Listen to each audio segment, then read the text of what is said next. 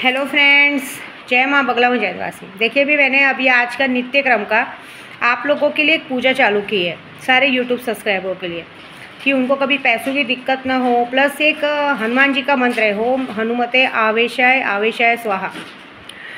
ये मंत्र ऐसा है कि 1.25 लाख सिद्ध हो गए तो बहुत सारे लोगों का कर्जा खत्म होगा, सब होगा। तो मैं हमेशा दुआ में एक ही बात करती हूँ कि हे भगवान, जो भी जब तक मैं जिंदा हूँ, मुझे मेरी 7 पीढ़ियों को, मेरे यूट्यूब सब्सक्राइबर पे कभी कोई कोर्ट कचहरी पुलिस स्टेशन जेल का मुंह ना देखना पड़े, कभी किसी पे कोर्ट कचहरी का केस ना हो, कभी किसी पैसे की कमी ना हो, कभी किसी पे कोई 1 रुपये का कर्जा ना हो, उनका खुद का घर हो।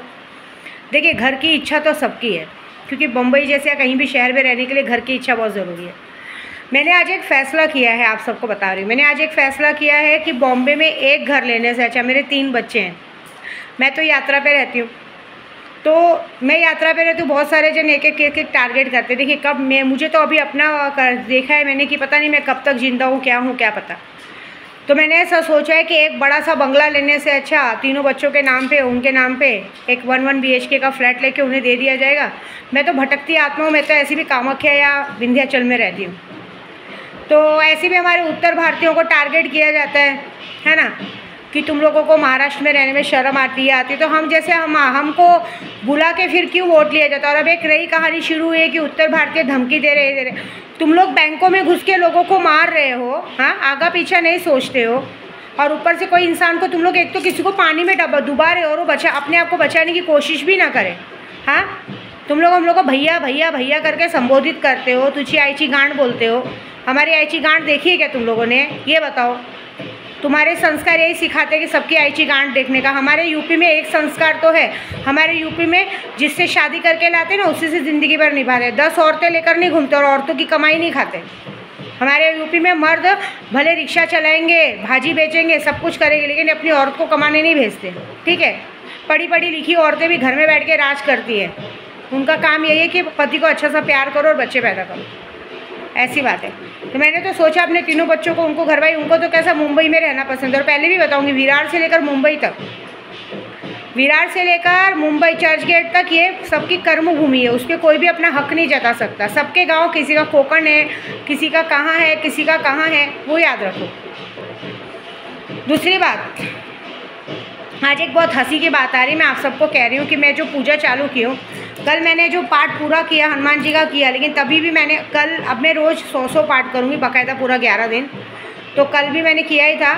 कल से एक प्रण लिया है, आने वाले, अब जब तक मैं यहाँ हूँ 29 तारीख तक, मतलब 29 क्या, 21 दिन की साधना ले रही हूँ, 21 दिन की हनुमान जी की साधना ले रही हूँ, जिसमें डेली 100 बार हनुमान जी का पाठ होगा और 10,000 बार ओम हनुमते आवेशाय आवेशाय स्वाहा का जाप होगा आप सभी के नाम से, कि जिनका घर नहीं हो, जिनके पास कर्जा हो, सबका निकल जाए। मुझे इसके लिए आपसे कोई पैसे नहीं चाहिए।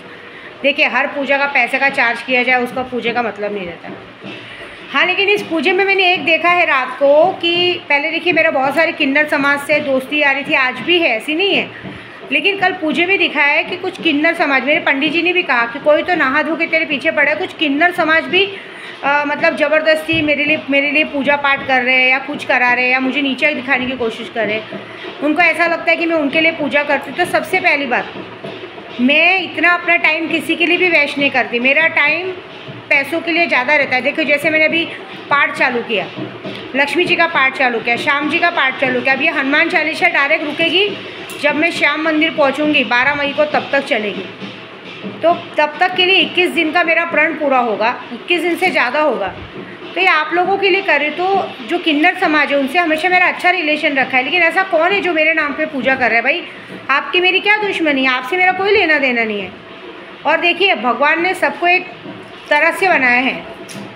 अगर आप लोगों को भी भगवान ने मान सम्मान दिया है, तो हम अघोरी पंडितों को भी भगवान ने ऊँचा दर्जा दिया है। तो ऐसा कुछ करो मत यार। देखो, आपका मेरा कोई भी जो भी ये कर रहा होगा एनीथिंग, आपका मेरा कोई दुश्मनी नहीं है, उल्टा हमारा तो एक अलग महत्व है। हमें अघोरियों के रूप में पूजा जाता है, क्योंकि हम भगवान के वकील हैं, और आपको तो भगवान ने साक्षात्कार आपको लोगों को आशीर्वाद देने भगवान का रूप ही बना के भेजा है। हम तो पूजा पाठ करके भगवान के ज़रिए लोगों का भला करते हैं, आपको तो डायरेक्ट भगवान बना के भेजा गया लोगों का भला करने के लिए, बुरा करने के लिए नहीं। तो किसी का भी सुन के ये काम मत करो, क्योंकि कल देखो क्या है सटवाई में, क्योंकि मुझे डायरेक्टली माँ दुर्गा मुर्गे के ऊपर बैठी हुई दिखी हैं, और उन्होंने मुझे बताया कि कुछ लोग तेरे लिए पूजा कर रहे हैं, काड़ूबाई में पूजा कर रहे हैं, धावजी पाटिल में पूजा कर रहे हैं, ऐसे सब पूजा कर रहे हैं, लेकिन तुझ तक पहुँच नहीं पा रही, मतलब तुझे बस नहा धो के बर्बाद होते देखना चाहते हैं। देखो एक बात बताओ, ऐसा सपना भूल जाओ आप, ये सपना कभी किसी का पूरा नहीं होगा, ऐसी बात है। दूसरा बात है कि सबको ये मालूम है, जो लोग ये कर रहे हैं, कि मेरे अपने मुझे मारने के लिए पीछे हटे थे, भगवान ने उनको ऊपर पहुंचा दिया, क्योंकि भगवान आपका अकेले का नहीं है, सबका है, नियति सबको करती है। अभी मैं यहाँ थी, देखिए यात्रा पे मेरे साथ कुछ पनौती लोग आ जाते हैं। आज मेरे पंडित जी हंस रहे थे, मैं आपको सच बोलूँ ना, मैं बोली ना बीच में 15-20 दिन मुझे ना ऐसा लग रहा था कि नेगेटिविटी। अभी देखिए लोग मुझे ना परेशान करके मेरे बीच में घर में झगड़ा लगा के जाएंगे, 50 बार बोला है मत ऐसी गलती करो। तुम लोग एक फालतू लोगों के लिए, माया मैडम जैसे लोगों के लिए मुझे नीचा दिखा के, मुझे गाली गलौज करके या मेरी बेइज्जती करके सोचो कि आप बहुत बड़ा तीर मार लिया। भगवान तुम्हें क्या लगती है शक्तियाँ तुम्हें छोड़ेंगी? मैं जिस गाड़ी में बैठती हूँ ना, वो गाड़ी भी एक, उसके अंदर भी जान है, उस गाड़ी के अंदर भी जान है, और उसमें भी मेरे को करते हैं। मैंने आपको सबको पहले ही कहा, एक बात और बता दे रही हूँ, इस वक्त कन्या राशि वालों के दिन बहुत ख़राब चल रहे हैं। कन्या राशि, तुला राशि, मीन राशि, वृश्चिक राशि, कुंभ राशि, ये 5 राशियों के इस वक्त इतने ग्रह खराब चल रहे, खास करके कन्या राशि को तो ये मई और अप्रैल और मई का महीना तो बहुत संभालना है। कहीं भी एक्सीडेंट होना, कुछ ना कुछ दुर्घटना होना लिखा ही है। मैं अकेले नहीं बोल रही, पूरा यूट्यूब में जितने पंडित है वो बोल रहे हैं।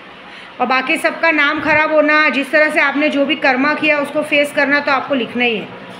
ये अप्रैल, मई, जून, ये 3 महीना आप लोगों के लिए बहुत खतरनाक है। कुछ ऐसा है जो आपने सोचा नहीं होगा, ऐसी बात है।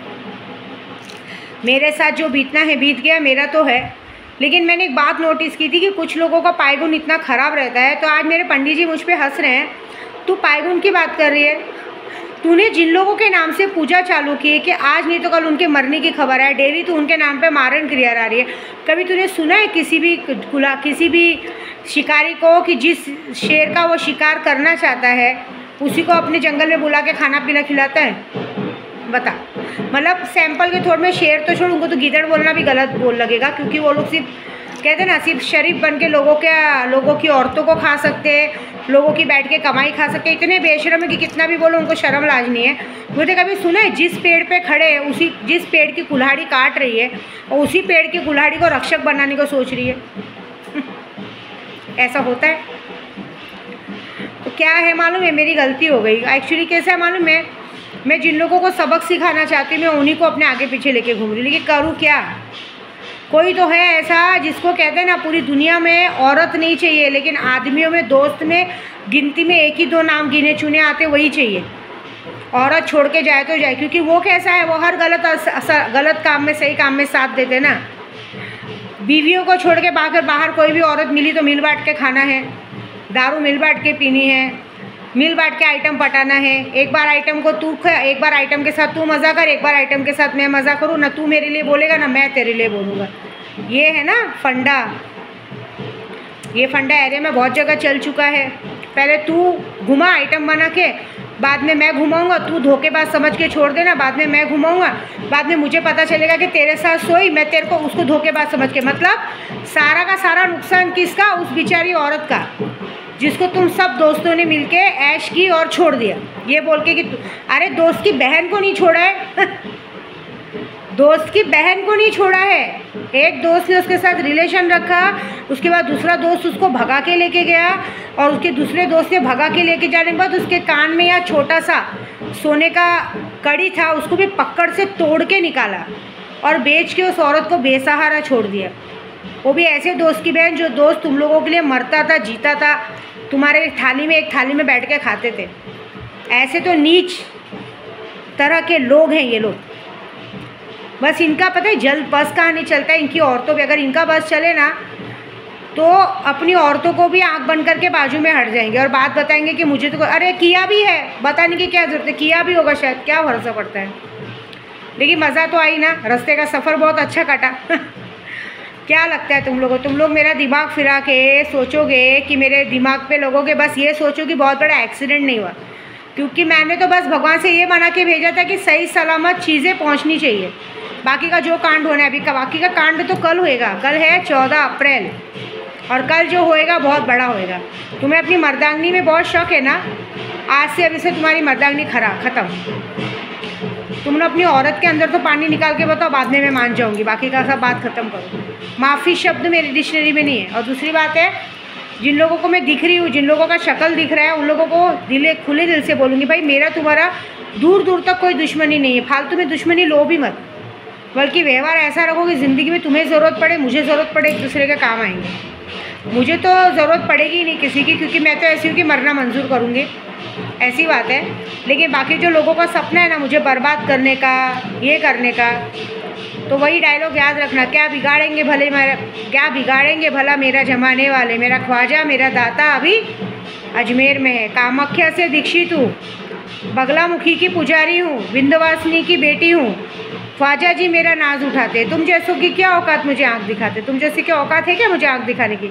तुम लोग भाड़ खाओ, सिर्फ दूसरों की औरतों की कमाई खा सकते हो, ठीक है? तुम जैसे भड़वों की भाड़ खाओ कि तुम्हारे घर के औरतों की ऐसी है। तुम लोग ऐसे हो कि तुम लोग सिर्फ पैर के तलवे की धूल पी सकते हो। तुम लोग कभी किसी की नज़र में, दिल में नहीं बैठ सकते, क्योंकि जिस दिन तुम्हारे से ज़्यादा ईमानदार तो वो था, भले वो मुसलमान कैसा भी था, नशा बेचता था, लेकिन उसे रिश्तों की, औरतों की कद्र थी।